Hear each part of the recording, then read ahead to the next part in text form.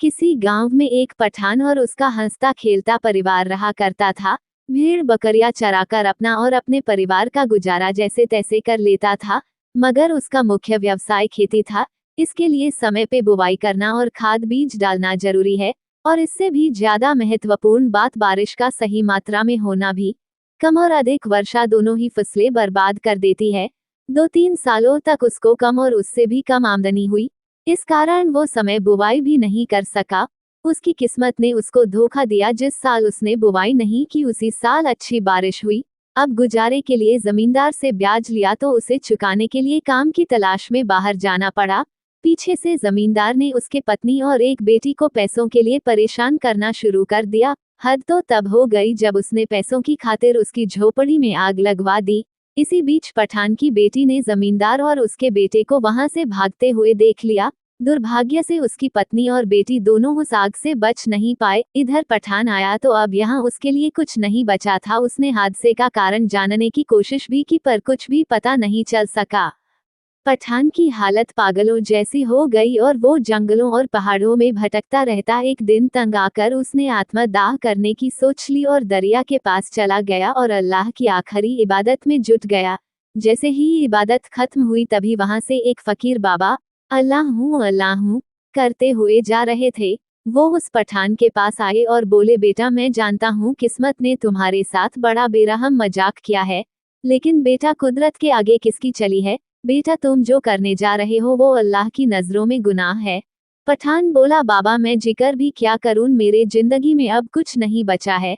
तभी बाबा बोले, जो हो गया उसे बदलना संभव नहीं, लेकिन मैं तुम्हें एक बात बताना चाहता हूँ। अल्लाह के रहमो करम से तुम्हारी बेटी का सरजमी पर फिर से वजूद हुआ है, लेकिन बेटा उसकी रूह को अभी तक शांति नहीं मिली है, वो तड़प रही है। तुम्हें उसे तलाशना होगा, क्योंकि जब तक वो तुमसे नहीं मिलेगी तब तक उसकी रूह बेचैन रहेगी। उसके जहन में कुछ राज दबे है जो वो तुम्हें बताना चाहती है। पठान बोला, बाबा इतनी बड़ी दुनिया में मैं उसे कहाँ तलाश करूं, आप ही कोई रास्ता दिखाए। बाबा बोले, बेटा ज्यादा तो नहीं पर तुम्हें उसकी झलकी जरूर बता सकता हूँ। बेटा तुम उसे किसी तालीम घर के आसपास मिलोगे, लेकिन बेटा एक बात का ध्यान रखना, तुम उसे इतनी आसानी से नहीं मिल पाओगे, क्योंकि उसने अल्लाह के रहमो करम से बहुत अमीर घराने में जन्म लिया है। ये कहते हुए फकीर बाबा अल्लाह हूँ करते हुए आगे बढ़ गए। अब पठान के दिन बीतते गए, तलाश करते करते 10 साल बीत गए। अब तो फकीर बाबा की बातें भी उसके जहन में धुंधली हो रही थी। अचानक एक दिन पठान एक बगीचे में आराम कर रहा था, तभी कहीं आसपास की स्कूल में छुट्टी की घंटी बज गई। तभी पठान की नजर एक 11 साल की बच्ची पर पड़ी जो हूबहू उसकी बेटी से मिलती थी। अब पठान को बाबा की कही हुई सारी बातें ताजा होने लगी। फिर थोड़ी देर में उस बच्ची के माता पिता उसको लेने आ गए और वो उनके साथ कार में चली गई। पठान रोज उस बच्ची को झाड़ियों के पीछे से देखता और उसमें अपने बच्ची को खोजने की कोशिश करता। एक दिन उस बच्ची की मां ने पठान को देख लिया और वो पठान पर ध्यान देने लगी। उसे लगने लगा कि पठान उसकी बच्ची को बड़ा अजीब नजरों से देख रहा था। वो बच्ची को लेकर चिंतित होने लगी। एक दिन उस बच्ची की मां को आने में थोड़ी देर हो गई तो पठान ने उस बच्ची को पास बुलाया और स्नेह से उसके सिर पर फेरा और कुछ चीजें खाने के लिए दी। बच्ची खुश हो गई। उसकी हंसी में पठान ने अपनी बच्ची को देख लिया था। अब वो वहां से चला गया। जब उसकी मां आई तो उसने इन खाने की चीजों के बारे में पूछा तो बच्ची ने एक अंकल ने दी बताया, तो उसकी मां ने हिदायत दी कि अनजाने लोगों से कोई चीज नहीं लेते। तो बच्ची ने कहा, पता नहीं मां, पर मुझे वो अनजाने बिल्कुल नहीं लगे।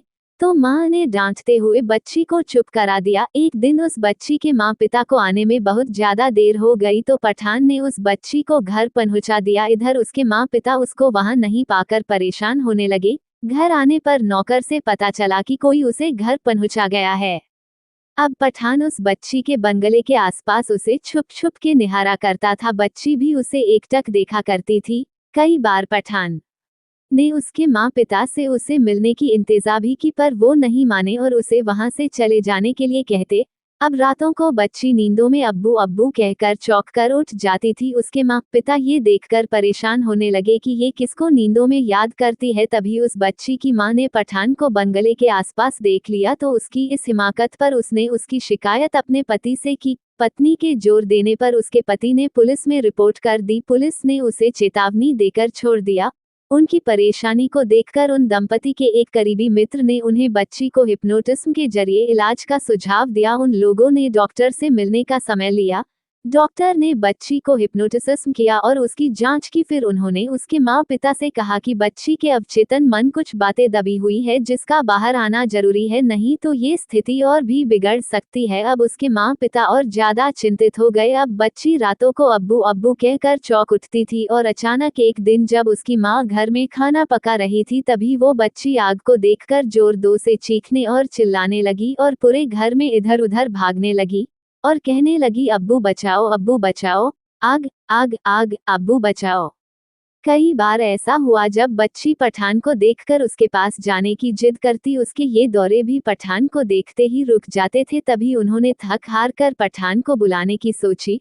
उसके आते ही बच्ची अब्बू-2 कहते हुए उससे लिपट गई। उसके माँ पिता ये देखकर हैरत में पड़ गए, ये तो कभी इसे जानती तक नहीं और ये इसको अब्बू-2 क्यों बुला रही है।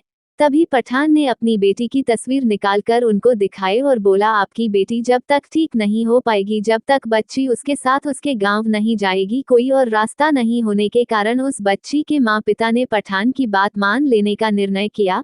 गांव जाते ही बच्ची पठान को गांव की हर चीजें बताने लगी। बच्ची के माँ पिता हैरत में पड़ गए, ये तो यहाँ कभी आई ही नहीं तो इसे ये सब कैसे मालूम। तभी गांव के लोग बच्ची को देखकर पठान से बोले, बेटा ये तो उस आग में।